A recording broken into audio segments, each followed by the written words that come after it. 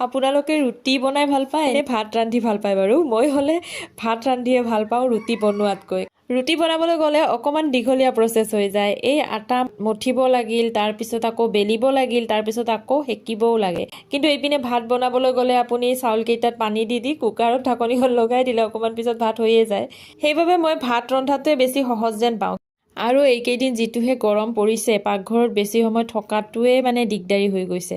তথাপিও যিমানেই কষ্ট নহওক কিয়, ছোৱালীজনী আকৌ আজি ৰাতিপুৱাই কৈছিলে তাই হেনো ৰুটি খায়।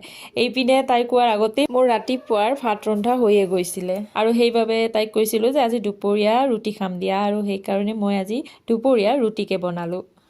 আৰু ৰুটিৰ লগত খাবৰ কাৰণে বেঙেনা আৰু আলুৰ এখন চব্জি বনালোঁ। অৱশ্যে ৰুটি বনাব যদিও বেয়া পাওঁ, ৰুটি খাই কিন্তু বহুত ভাল পাওঁ। আৰু ৰুটিৰ লগত যিকোনো এখন চব্জি হ'লেই মোৰ হৈ যায়। মই যিকোনো চব্জিৰেই ৰুটি খাব পাৰোঁ, ইমান বেছি প্ৰিয় আচলতে, কিন্তু বনাবহে মই ভাল নাপাওঁ।